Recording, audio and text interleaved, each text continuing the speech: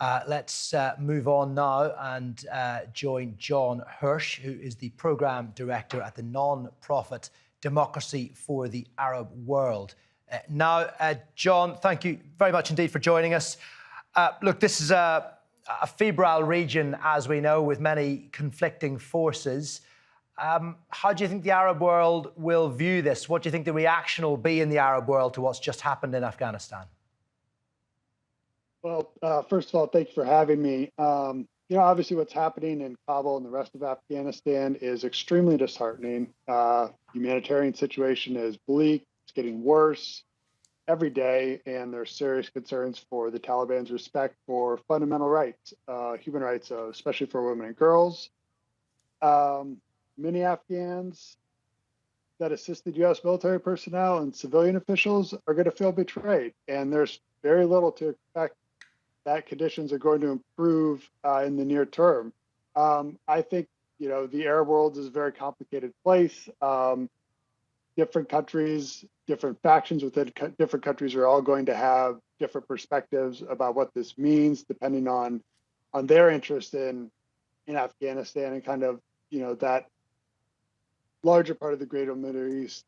I think what this really shows, though, is the need for urgent reform to U.S. foreign policy. U.S. foreign policy from both sides of the political aisle that overtax the military and rely too readily on military solutions to what are primarily political problems. At the same time, you have military leaders who fail to conceive of any sort of Afghanistan strategy that did not require, more presence, more troops, more weapons, just one more year over and over.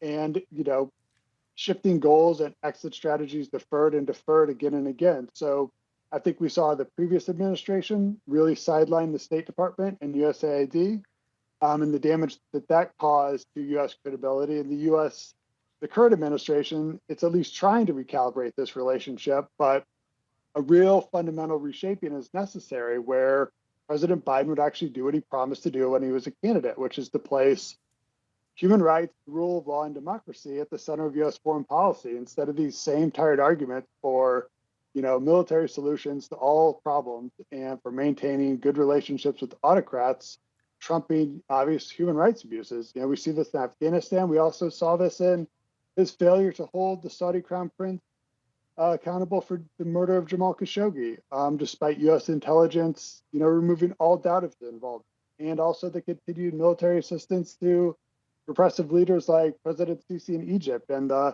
millions of dollars of military assistance is going to one of the most repressive regimes in the Arab world, if not the entire country. So I think really that is what we need to be focusing on is, we've seen over 20 years that this doesn't work, and it's really time to have a serious conversation about, what U.S. foreign policy should look like, and it's certainly not this. Well, that's exactly the question. So what would you say that it should look like? Because given the situation in Afghanistan, given Israel-Palestine, we can talk about conflicts in Iraq and negotiations regarding nuclear policy in Iran and North Korea. Has U.S. foreign policy, have they lost credibility in the Arab world? Well, we certainly lost some credibility, and I think the Iranian nuclear deal, the JCPOA, is a good example where, when there's that much effort put into, that sort of arrangement, and then it's suddenly changed, what does that say about, your credibility from one administration to the next to be able to keep its promises and to, kind of be a fair broker? And I think,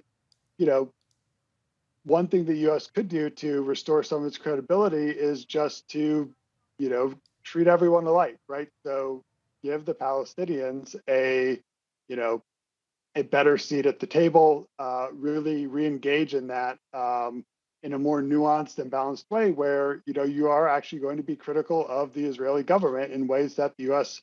just isn't willing to do so. I think keeping a thumb on the scale of that debate has been extremely detrimental over the years to ever realizing any real progress. And I think the same, can be said of, some of the other regimes that were, helping prop up through sometimes billions of dollars in military assistance, where there is just no incentive to have a more inclusive democratic society in those countries when you know that no matter what you do, you're still going to get huge amounts of military assistance, huge amount of economic assistance, while you're continuing to repress and in sometimes even torture and kill your citizens. So I think until the U.S. can be seen as a more reasonable actor in that regard, then the credibility will be diminished. Thank you very much indeed for your thoughts. John Hursh there, Programme Director at the non-profit organisation Democracy for the Arab World Now.